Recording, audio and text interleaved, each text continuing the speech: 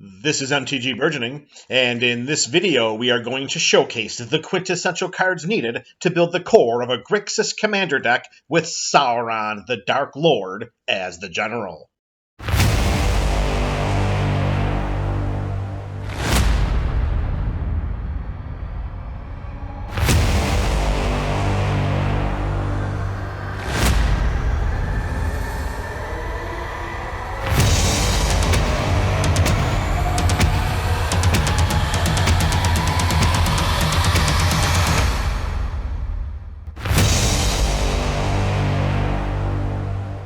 Sauron the Dark Lord debuted in Lord of the Rings Tales of Middle-earth and is a 7/6 avatar horror for 3 in Grixis colors. That's 1 blue, 1 black, and 1 red mana.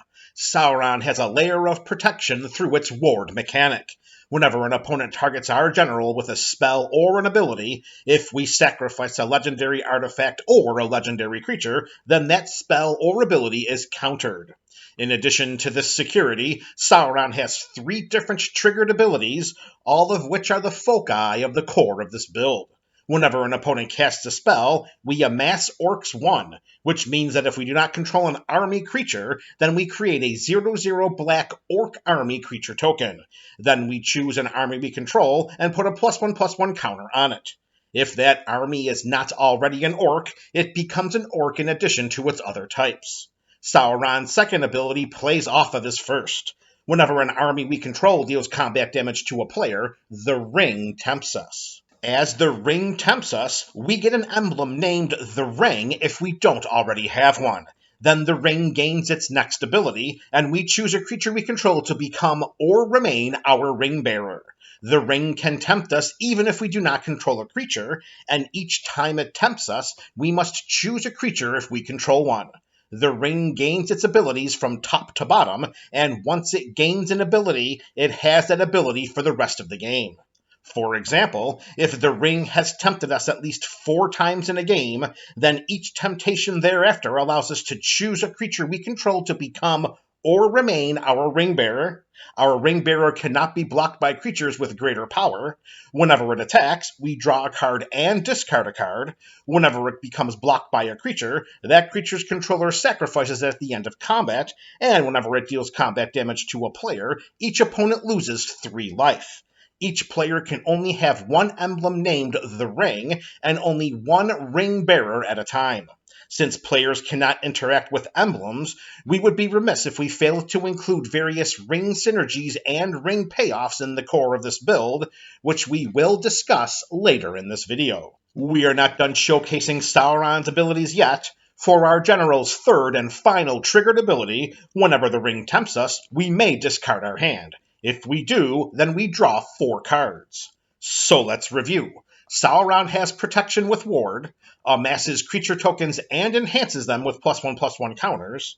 We are tempted by the ring whenever an army we control deals combat damage to a player, and whenever the ring tempts us, we can discard our hand and draw 4 cards. In addition to the litany of abilities provided to our ring bearer through the ring emblem, Sauron provides an opponent-triggered engine of creature token production and enhancement, as well as eventual card advantage. Together, alongside the soon-to-be-showcased core of cards that synergize with and provide payoffs through this dynamic, we will overwhelm our opponents on the path to imminent victory. Since the ring is an important part of this build, let's include some additional ways to be tempted by it. For some one-and-done ring temptations, Birthday Escape also draws us a card, while Sam's Desperate Rescue returns target creature card from our graveyard to our hand. Note that these 2 spells cost just 1 mana to cast. Ring Sight follows suit, but has us search our library for a card that shares a color with a legendary creature we control, reveal it, and put it into our hand. Sauron's Ransom has us choose target opponent. They look at the top 4 cards of our library and separate them into a face-down pile and a face-up pile. We put 1 pile into our hand and the other into our graveyard. Then the ring tempts us. Also following suit when it enters the battlefield is Fiery Inscription, and whenever we cast an instant or sorcery spell, this enchantment deals 2 damage to each opponent. The first chapter of There and Back Again makes up to 1 target creature unable to block for as long as we control There and Back Again. The Ring also tempts us. Chapter 2 has us search our library for a mountain card and put it onto the battlefield. When the third and final lore counter is placed onto the saga, we create Smaug, a legendary 6/6 red dragon creature token with flying and haste, and when this creature dies, we create 14 treasure tokens. A treasure can be tapped and sacrificed to add 1 mana of any color to our mana pool. Although these 2 enchantments provide one-and-done ring temptations, their additional benefits may resonate more and make greater impacts throughout the game. For more one-and-done ring tempting, a deck can have up to 9 cards named Nazgul, which is a 1/2 Wraith Knight with Death Touch for 2 and 1 black mana. When it enters the battlefield, the ring tempts us, and whenever the ring tempts us, we put a +1/+1 counter on each Wraith we control.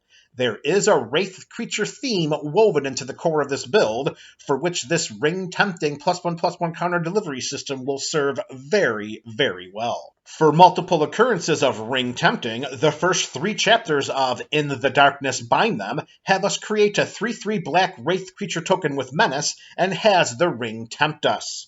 When the 4th and final lore counter is placed onto the saga, for each opponent, we gain control of up to 1 target creature that player controls until end of turn. We untap those creatures and they gain haste until end of turn, and the ring tempts us once more. For repeatable ring-tempting effects, at the beginning of our upkeep, Call of the Ring has the ring tempt us, and whenever we choose a creature as our ring bearer, we may pay 2 life. If we do, then we draw a card. Note that Call of the Ring's card drawing ability triggers any time we choose a creature as our ring bearer, even if that creature was already our ring bearer. Whenever 1 or more creatures deal combat damage to us, Witch King of Angmar has each opponent sacrifice a creature that dealt combat damage to us this turn. The ring also tempts us. This dynamic makes combat inordinately difficult for our opponents, as the possibility exists of losing their creatures to the Witch King sacrifice trigger may give them second thoughts. We can also discard a card to give Witch King of Angmar indestructible until end of turn, and we tap it. In typical Grixis fashion, we want to parlay our peripheral resource development into problems for our opponents. Since Sauron's last ability allows us to mimic wheel effects by the option of discarding our hand and drawing 4 cards, let's include some cards that synergize with and enhance this ability. Whenever we draw a card, the Locust God creates a 1/1 blue and red insect creature token with flying and haste. This Izzet creature token producing god has a built-in looting ability that costs 2 and Izzet colors, and when the Locust God dies, we return it to its owner's hand at the beginning of the next end step. It would not take long before the Locust God completely takes over the game in this type of build. If we would draw a card except for the first card we draw in each of our draw steps, then Teferi's Ageless Insight has us draw 2 cards instead. With this enchantment, when we trigger Sauron's card-wheeling ability, if we discard our hand, then we will not draw 4 cards, we will draw 8 cards instead. Riel the Everwise gets +1/+0 for each instant and sorcery card in our graveyard, and whenever we discard 1 or more cards for the first time each turn, we draw that many cards. If we trigger Sauron's card-wheeling ability with Riel on our side of the battlefield, then we reap the benefits of drawing even more cards.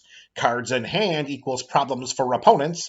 More cards in hand equals even more problems for those same opponents. Surly Badgesaur and Bone Miser reward us with peripheral resources and battlefield development by discarding cards. Whenever we discard a creature card, the Badger gets a +1/+1 counter, and the Miser creates a 2/2 black zombie creature token. Whenever we discard a land card, the Surly one creates a treasure token, and Boney adds 2 black mana to our mana pool. Whenever we discard a non-creature, non-land card, Surly Badgesaur fights up to 1 target creature we do not control, and Bone Miser draws us a card. For more benefits from discarding cards, Glinthorn Buccaneer deals 1 damage to each opponent. This Minotaur Pirate also has a discard ability that can only be activated if it's attacking. Archfiend of Ifnir puts a -1/-1 counter on each creature our opponents control whenever we cycle or discard another card. We could easily rid the battlefield of our opponent's creatures through this demon's triggered ability. Whenever we cycle or discard a card, Faith of the Devoted gives us the option of paying 1 generic mana. If we do, then each opponent loses 2 life and we gain 2 life. Whenever we discard a card, we can pay 1 generic mana with Lazotep Chancellor in order to amass zombies too. Speaking of amassing, this is another of Sauron's many abilities. So let's include a bevy of cards that mimic this army-producing ability of our general, as well as provide us with additional benefits. Lazotep Plating has us amass zombies 1, and we and permanents we control gain hexproof until the end of turn. When Orcish Bowmasters enters the battlefield, and whenever an opponent draws a card, except for the first card they draw in each of their draw steps, these Orc Archers deal 1 damage to any target, and we amass Orcs 1. The first chapter of Book of Miserable has us amass Orcs 1. The second chapter amasses Orcs 2, and when the third and final lore counter is placed onto the saga, creatures we control get +1/+0 and gain menace until the end of turn. Widespread Brutality has us amass zombies 2, and then the army we amass deals damage equal to its power to each non-army creature. We can pay 2 and a blue mana and activate Corsairs of Umbar's ability to make target Goblin, Orc, or Pirate unblockable this turn.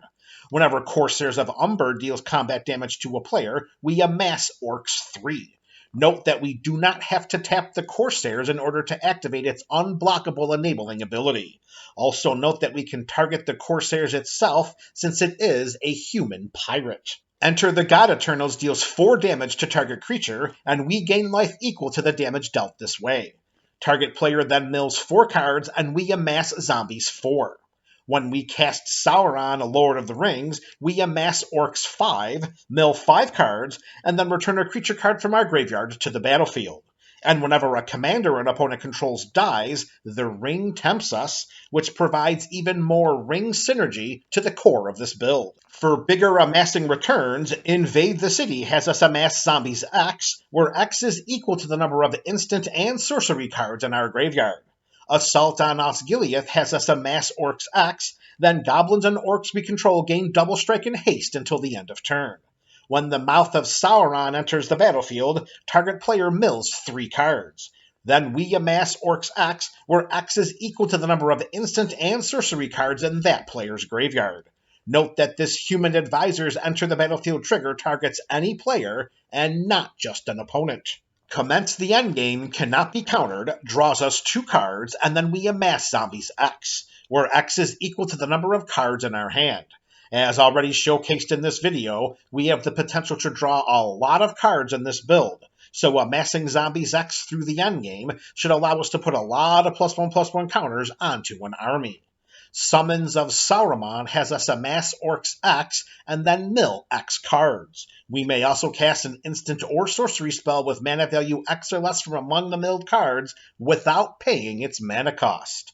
We can also cast this spell through its flashback cost of 3, a blue and a red mana, and exiling X cards from our graveyard. If we do, then we exile Summons of Sauron upon resolution. We have repeatable amassing options as well. At the beginning of our upkeep, Dread Horde Invasion has us lose 1 life and we amass Zombies 1. Whenever a zombie token with power 6 or greater attacks, it gains lifelink until end of turn.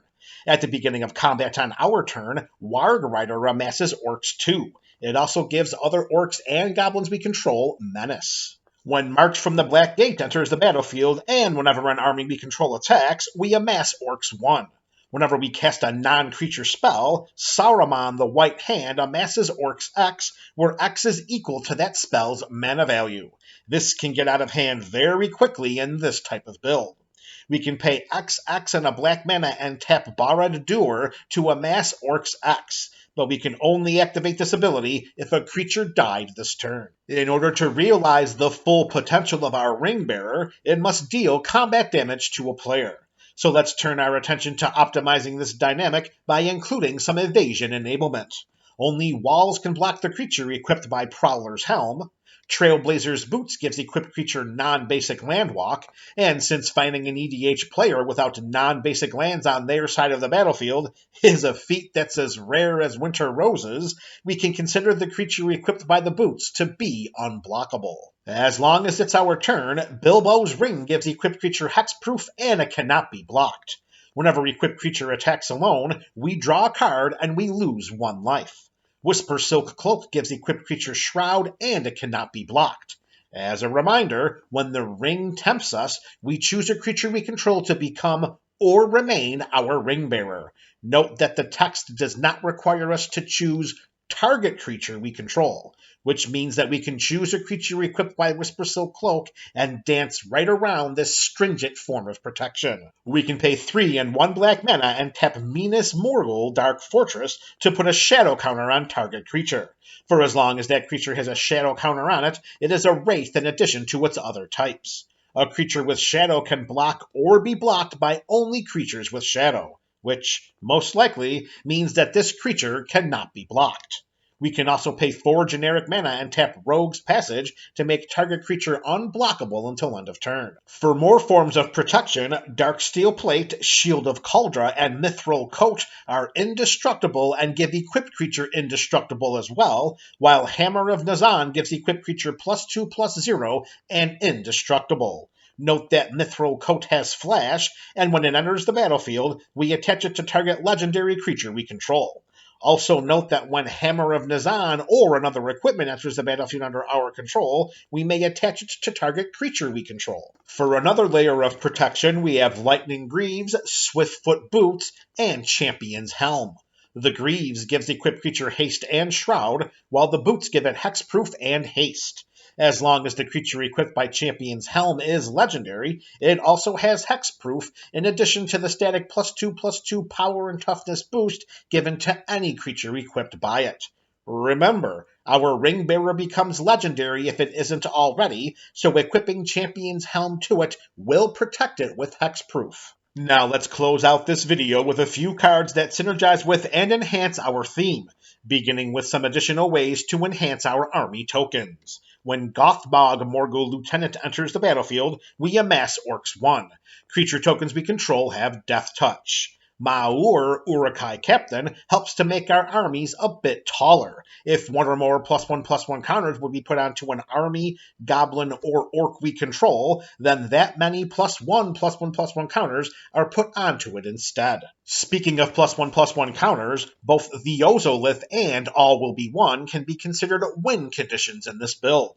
Whenever a creature we control leaves the battlefield, if it had any counters on it, we put those counters onto the Ozolith. At the beginning of combat on our turn, if the Ozolith has any counters on it, then we may move all counters from it onto target creature. By stockpiling +1/+1 counters onto the Ozolith, as various army creature tokens die during the game, we can potentially one-shot an opponent with a massively tall creature. We can also one-shot an opponent through the Ozolith with All Will Be One. Whenever we put 1 or more counters on a permanent or player, this enchantment deals that much damage to target opponent, creature an opponent controls, or planeswalker an opponent controls instead. In this build, having these 2 cards on our side of the battlefield should mean lights out for our opponents. Hopefully, our opponents won't turn out the lights on any games of Magic with us in the future. This video provided a blueprint for building the core of a Grixis commander deck with Sauron, the Dark Lord, as the general. The cards showcased during this video are suggested options for crafting the thematic core of a Grixis EDH deck, in addition to providing ways of optimizing this theme. Removal spells, disruption, ramp, and the land base can vary from build to build, and also are dependent on metagame preferences and availability. In building around videos like this one, these deck components are left in the hands of each individual deck brewer. If you found this video appealing, then be sure to check out our other building around videos through the playlist on your screen. Also be sure to check out our other deck building series, and don't forget to let me know your thoughts about the core of this Sauron build in the comment section below. This is MTG Burgeoning, a channel for all things Magic.